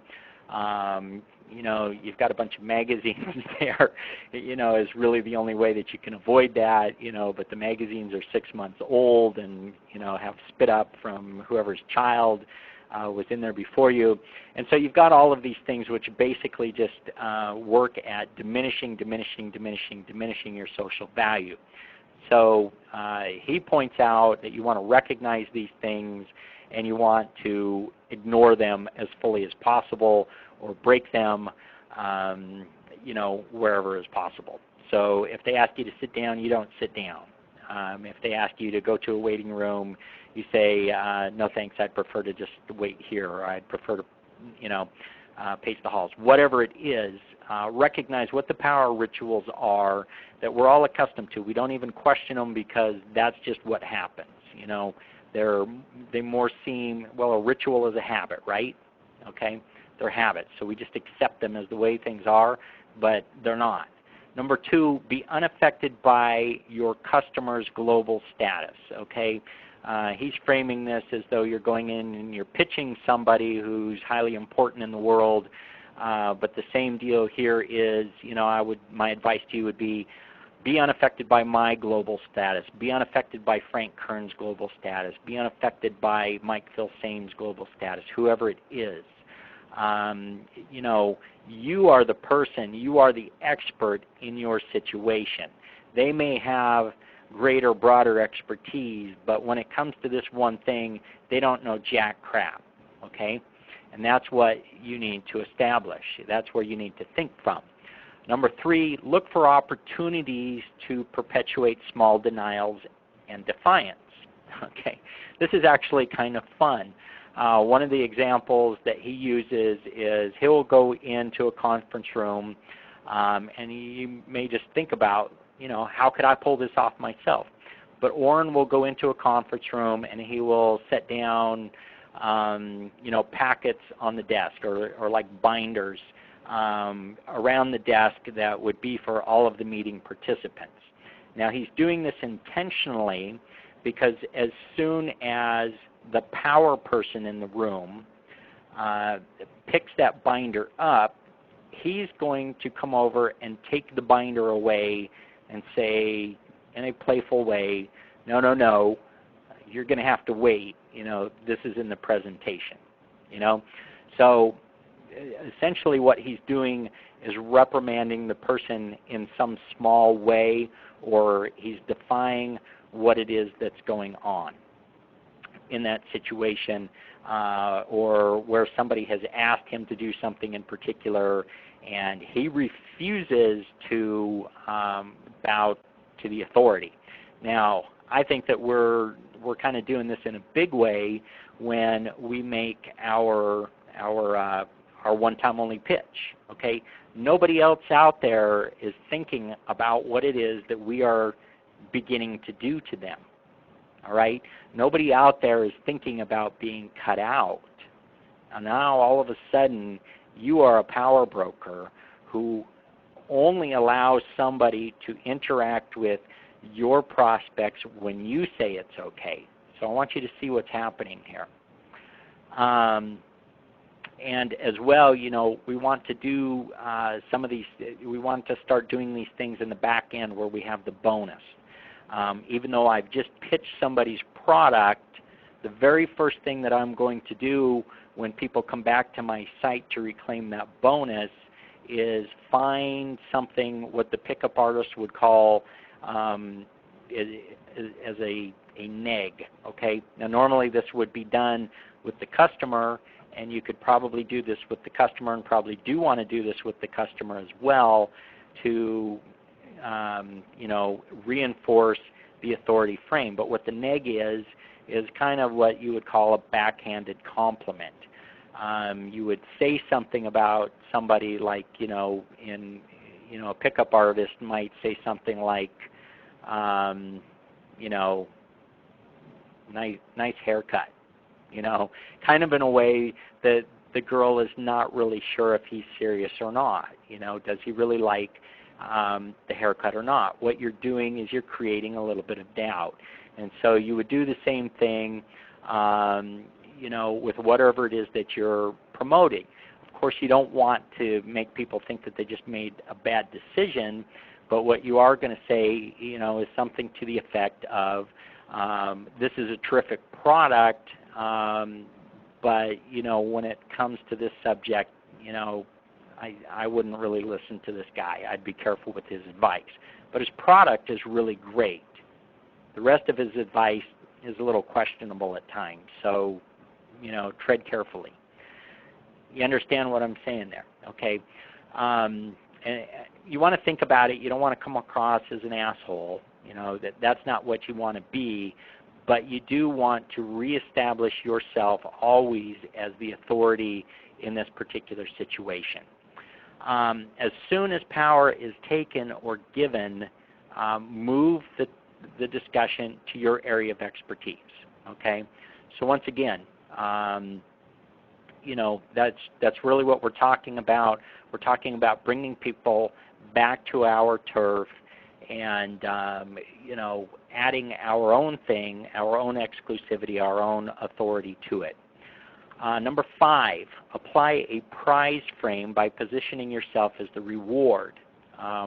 Once again, this is very effective in sales copy. And I think that this is, if you ever write sales copy, it's very, very important to get yourself in the right frame of mind, first of all, where you really don't care, okay?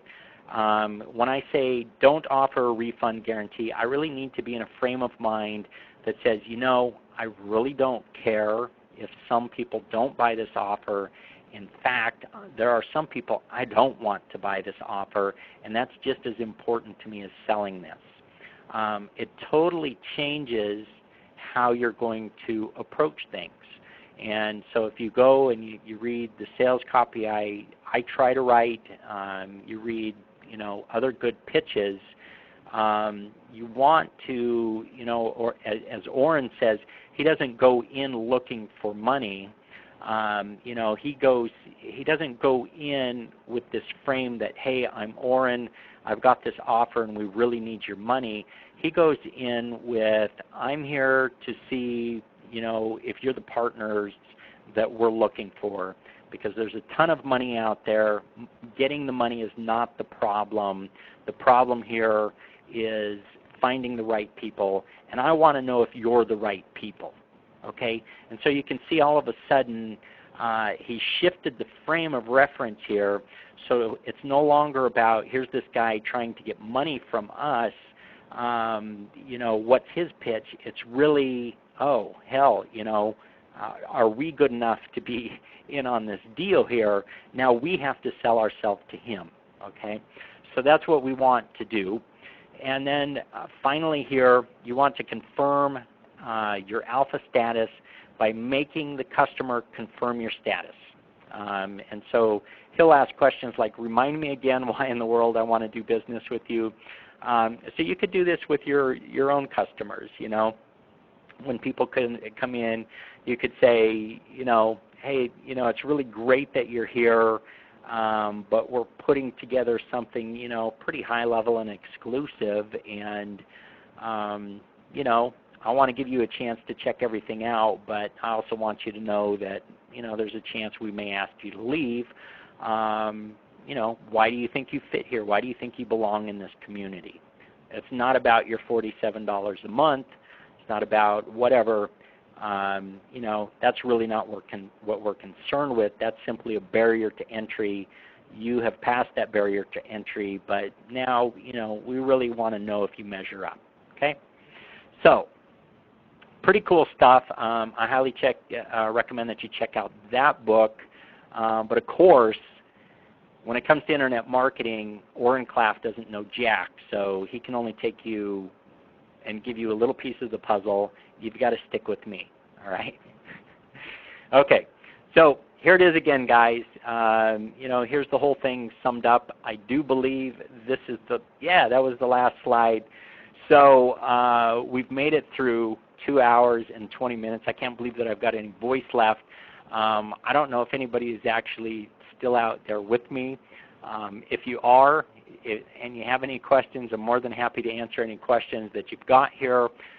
In particular, I'd like to know if there's anything about this presentation, if there's anything about this system that I've provided that you're kind of like, well, this sounds good, but here's a hang up here.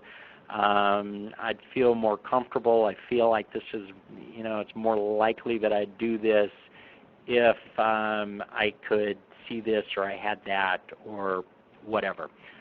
If there's some way here that I can make this better, if I can fill in some blanks, if I can make the whole thing seem as easy as I believe it's going to be for you, then please let me know. Okay, that's good. Glad to know that it's very good information.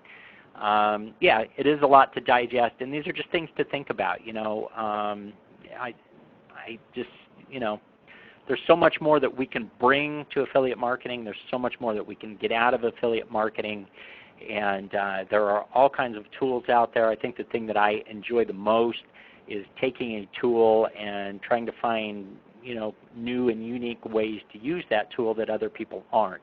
Again, we kind of started out here talking about finding the marketplace. We talked about these platforms that exist that allow us to do things really easily. If you've ever tried to sell a product through ClickBank, it's pretty involved. It's really kind of a pain in the butt to set all that up.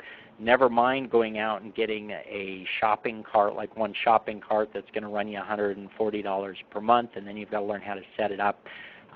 These platforms, WSO Plus, JVZoo, they make selling stuff really, really, really easy. You don't need a merchant account. They've got the affiliate component built in. These platforms are getting better and better, and I'd really encourage you guys to not look at them as only tools that are for internet marketers selling on the Warrior Forum. I mean, these are tools that we could use anywhere with great leverage, easily make our customers, affiliates, do all kinds of stuff. So there's my pitch, and that's that. And I'm going to guess that if I don't have any questions here, that I covered this thoroughly. So for those of you who were here live and in person tonight, thank you very much, and do something with this. I want you guys to make money. I also want you to know this is the model that I am going to be focusing on over the next 6 months. It's possible something better comes along, but this is not just, whatever. This is like my model. This is something I've been thinking about for quite some time, as I've realized that I like creating products, but creating these big full-blown products it just takes way too much out of me. Really, I want to be an affiliate. I like being an affiliate. I don't want to have to put forth as much effort as I do, and yet still be able to deliver something of good value, still build my business, and take advantage of what's out there in the marketplace. So anyway, that's that, guys. Have a great night. Again, thank you. I appreciate all you guys, your time and your patience and your continued patronage with me as a customer. Have a great evening. I'll be getting the membership stuff set up and getting that out to you very, very soon. So you guys take care. This is X. Have fun.